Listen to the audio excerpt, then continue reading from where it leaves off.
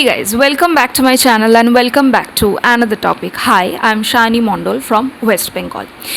এই ভিডিওতে আমি খুব ইম্পর্ট্যান্ট একটা বিষয় নিয়ে আলোচনা করব এবং এই ভিডিওতে আই থিঙ্ক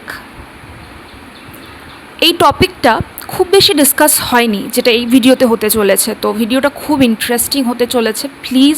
প্লিজ আমার এটা রিকোয়েস্ট, এটা তোমরা লাস্ট অবধি দেখো এবং 100% শিওরিটির সাথে আমি বলতে পারি যে তোমরা যদি ভিডিওটা পুরোপুরি দেখো তাহলে কিন্তু তোমাদের টাইম ওয়েস্ট হবে না, বরং তোমরা একটা ভ্যালুয়েবল জিনিস শিখতে পারবে। আচ্ছা, তো আমাদের দেশে এবং অল ওভার দ্য ওয়ার্ল্ড সুইসাইডের মাত্রা কিন্তু বেড়েছে, মেন্টাল হেলথের প্রবলেম বেড়েছে। তো যখন মানুষ সুইসাইড করে সেটা কেন করে, আমি এই ভিডিওতে বলতে চলেছি কারণটা যার জন্য মানুষ সুইসাইড করে। কেননা কারণটা যদি আমরা না জানি তাহলে আমরা প্রিভেনশন দিতে পারবো না। কারণটা যদি আমরা জানি গোড়ার থেকে যে কী কারণে সুইসাইড হচ্ছে, তাহলে কিন্তু আমরা ওই কারণটার ওপর কাজ করে এই জিনিসগুলোকে আটকাতে পারি।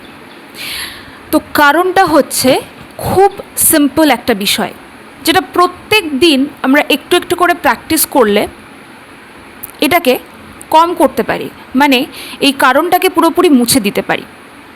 এটা হলো সেলফ কন্ট্রোল। দেখো, যখন মানুষ সুইসাইড করে তখন তার মধ্যে বিভিন্ন ধরনের ইমোশন কাজ করে, আর ইমোশনেরও আগে যেটা কাজ করে সেটা হচ্ছে থট প্রসেস। আমাদের মন থেকে এই থটগুলো চলতে থাকে, যত ধরনের নেগেটিভ থট, যে আমার লাইফে আর কিছু হবে না, আমি এই প্রবলেম থেকে বেরোতে পারবো না, আমি যে কষ্টটা পাচ্ছি সেই কষ্টের কোনো শেষ নেই। মানুষ এমন একটা সিচুয়েশনে চলে যায় যখন সে চারিদিক থেকে হেল্পলেস, তার আর কিছু করার নেই। ঠিক সেই মুহূর্তে তার মন তাকে যা বলে সে সেটাই করে ফেলে, আর মন যেটা বলছে সেটা করা, এটাই কিন্তু সেলফ কন্ট্রোল না থাকার জন্য হয়। আমরা যত বেশি সেলফ কন্ট্রোল প্র্যাকটিস করি তত আমাদের ইমোশনের ওপর, আমাদের মন যেটা করতে চাইছে ইমিডিয়েটলি, যেটা আমরা করতে চাইছি সেটার ওপর আমাদের একটা কন্ট্রোল থাকে লজিক্যালি, সেটা আমাদের সেলফ কন্ট্রোলের মধ্যে দিয়ে হয়। তো সেলফ কন্ট্রোল আমরা কিন্তু প্রত্যেক দিন প্র্যাকটিস করি না, সেলফ কন্ট্রোলটা আমাদের প্র্যাকটিস হয় না। সেই কারণেই আজকালকার যুগে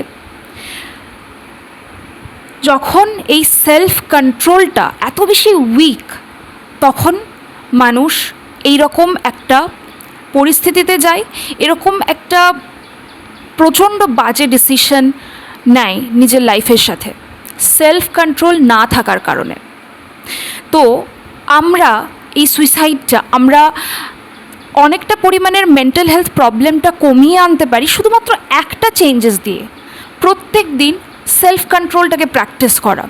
যে কোনো ছোটো ছোটো ব্যাপারে আমাদের মন ইচ্ছে করছে, ধরো আজকে এখনই আমার মন ইচ্ছে করছে আমি আইসক্রিম খাবো, না, আমাকে প্র্যাকটিস করতে হবে কিভাবে সেলফ কন্ট্রোল করতে হবে। না, আমি এখন আইসক্রিমটা খাবো না, আমি 1 ঘন্টা পর খাবো, বা আমার সকালে খেতে ইচ্ছা করছে আমি বিকেলে খাবো। এরকমই ছোটো ছোটো জিনিসে নিজের মন যা চাইছে সেটা মনকে না দিয়ে প্র্যাকটিস করালে আমাদের সেলফ কন্ট্রোল তৈরি হয়, আর সেলফ কন্ট্রোল যত বাড়ে তত সুইসাইডের সংখ্যাও কিন্তু কমতে পারে। কেননা ওই মুহূর্তে, যে মুহূর্তে আমাদের জাস্ট প্রচণ্ড বাজে লাগছে, আমরা প্রচণ্ড কষ্ট পাচ্ছি, খুব হেল্পলেস লাগছে, আমরা ভাবছি যে কিছু করার নেই, আমাদেরকে মরতে হবে, এটাই আলটিমেট সলিউশন, ঠিক তখনই মন যেটা চাইছে, মন সুইসাইড করতে চাইছে, এটাকে আমরা আটকাতে পারি সেলফ কন্ট্রোলের মাধ্যমে।